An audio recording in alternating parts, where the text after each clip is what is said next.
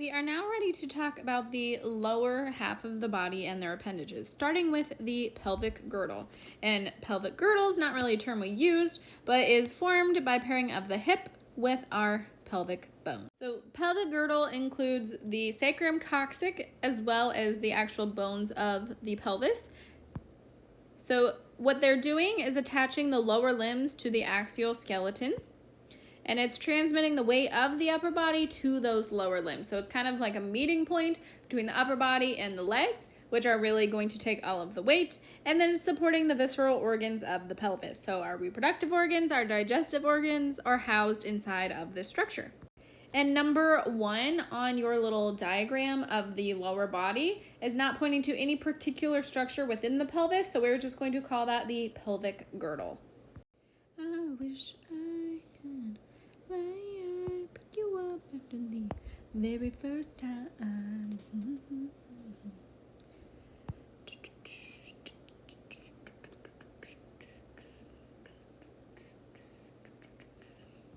Okay, so the picture we have here is the two halves, or I should say the pelvis split into half. So we are going to look at the individual bones of the pelvis. And so what you're seeing here is it's split in half, and we have bones that are fused together. So there's kind of a lot going on. But the first pelvic bone that we have is the ilium. And if we look over here, the ilium is like the top little elephant ear portion, what we would normally consider to be like your hip. So if we look at our diagram that you have on that same page, the ilium is going to be referring to number 1. Next, we have the ischium. And if we look down here, the ischium is referring to what would be the back half of the little opening that we have on the lower portion of the pelvis. And so that would be referring to number 2 on our diagram. And then we have the pubis, which forms your pubis bone. So it is towards the front, and the two halves are going to meet together at the front lower portion of the pelvis. And so that is going to be number 4. That is all of the bones that are actually making up the pelvis, but we have some additional structures that we want to talk about. And first we have the acetabellum, and this is articulating with the head of our limb, our lower leg, our femur. And the acetabellum would coordinate to number 5 in your diagram. And last but not least, we have the obturator foramen, which is number 3 in your diagram. So a foramen is a hole, so it's the hole here which a bunch of nerves and all kinds of things are going to pass through. All right, and before we move on entirely from our pelvis, we first want to talk about how it is we can tell the difference between a female and a male pelvis, which we can, in fact. So if we look at our first picture here, we're comparing 1 versus 2. And if you look at the angle that we have inside here, in number 1, it's a very sharp angle, and on 2, it has a much larger angle. And part of this is because females go through childbirth, and so they need this wider angle to allow, a child's head to pass through.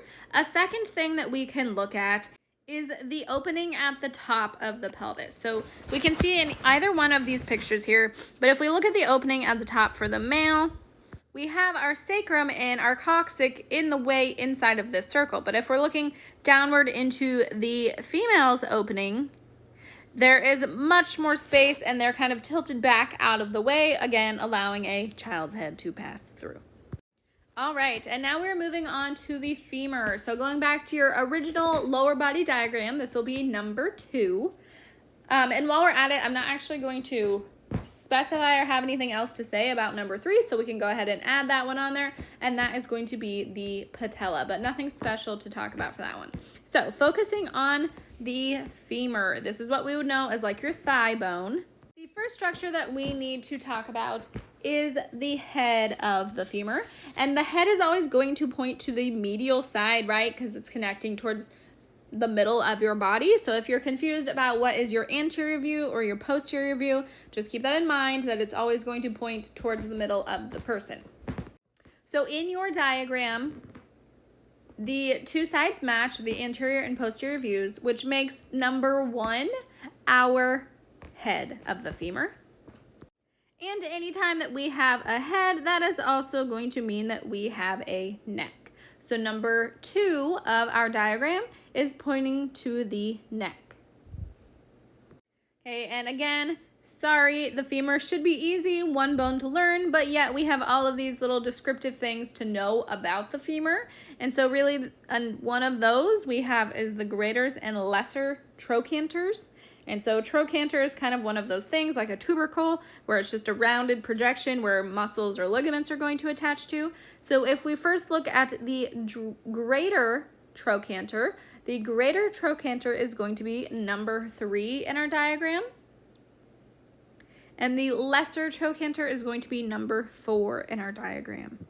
Next, we have the medial and lateral condyles. So again, medial should be on the head side, lateral to the outside. And so the medial condyle is referring to number 8. And our lateral condyle is referring to number 9.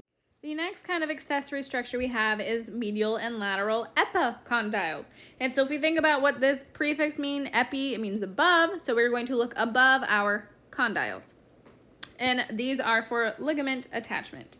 Okay, so if we look medial side again, that is going to be referring to number 7 in our diagram, whereas the lateral condyles or epicondyles are going to be referring to number 5. And the last structure we have for our femur is the patellar groove. So this is going to be the groove where your patella fits in. And so that is going to be only seen on our anterior, our front side, right? Because your patella is not on the back side.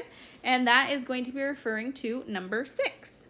The next bones we have are of the lower leg or the calf, and that is the tibia and the fibula. Most people like to pronounce these and like kind of combine the words of saying tibia and fibia, but it's actually fibula. So if you put fibia, it will be wrong. It is fibula. So looking back to your lower body diagram, our tibia is the larger bone in your calf, and so that is going to be pointing to number 4. And your fibula is the smaller bone off to the side, and that is number 5. All right, back to the diagram with the femur. So now we're moving down to the bottom portion. So again, this one should be more simple. There's only 2 bones and only a few of those extra things to talk about for this one. So the tibia is the larger bone, and it's supporting most of the weight of our body. Some things to know about the tibia, we have medial and lateral condyles again. So medial side is going to be the side with the tibia, and so that is referring to number 1. Which makes number 2 our lateral condyles, and these are actually connecting with the condyles that you just saw on your femur.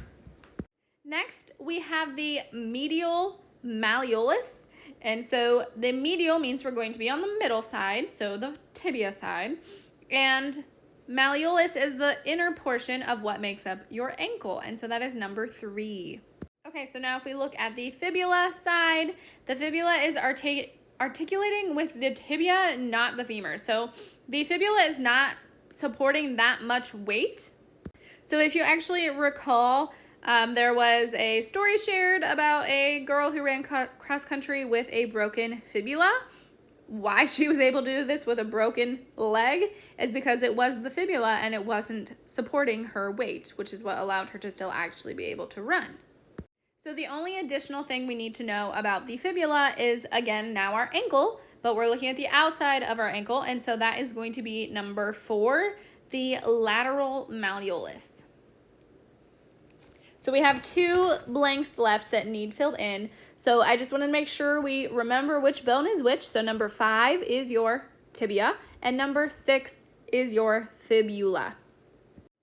All right, now we are looking at the skeleton of the foot. And if you remember, we have similar layout to our hands. So we have phalanges, that's what is making up your toes. Then we have our metatarsals rather than carpals, and your tarsals making up the ankle portion of your foot. So we have 7 tarsals. We have 5 metatarsals.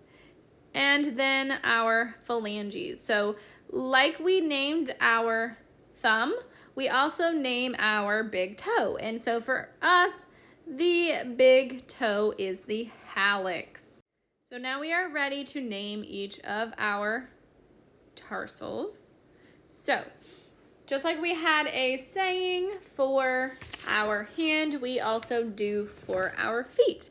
And in your feet, we want to turn our paper upside down to look at them in this direction, or you want to, I guess, start from the top and work your way down. But the mnemonic device that we have is that tiger cubs need milk, as in M-I-L-C. All right, so let's go through them. So first, for letter J is going to be our, okay, so first we're going to start with letter I, and I is referring to our talus, or the T in our tiger cubs. And then kind of sitting underneath our talus is our letter J, the calcaneus. And the calcaneus is the one that I hold up all the time, that I say how nasty it looks, that it's just sticking out there all by itself. The calcaneus is your heel. Okay, so now if we look at K and we are moving down or up, depending how you're looking at it, we are moving on to the navicular, and that is referring to the tiger cubs need, the N for need. Okay, the next three we need to differentiate that they all are using this cuneiform. So you are just needing to specify which one it is. So we have three of them, a medial, intermediate, and lateral. So on the medial is going to be the very inside one, and so that is going to be M for the M in our milk. Then next to that with our N, we have the intermediate cuneiform, or the I. Then for letter O, we have the lateral cuneiform. And then lastly, we have our L of the cuboid. So following this pattern of tiger cubs need M-I-L-C, need milk.